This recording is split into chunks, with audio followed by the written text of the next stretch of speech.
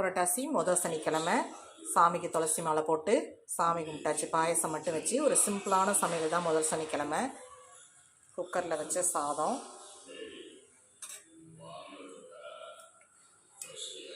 பரங்கிக்காய், கொத்தரங்காய், சுண்டைக்காய், மாங்காய் எல்லாம் போட்ட கலந்த சாம்பார். ரொம்ப டேஸ்ட்டாக இருக்கும். இது மாதிரி கலந்து போட்டு சாம்பார் வச்சா. கலந்து போட்டு வச்ச சாம்பார்.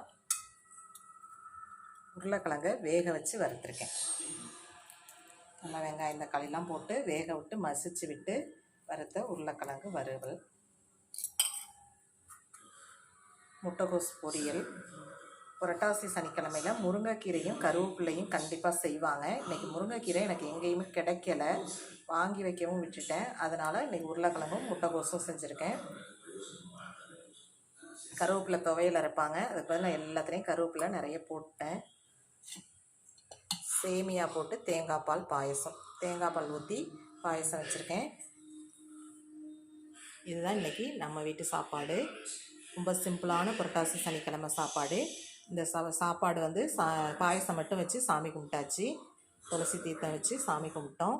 இப்போ காக்காவுக்கு சாப்பாடு வச்சுட்டு சாப்பிட வேண்டியது தான்.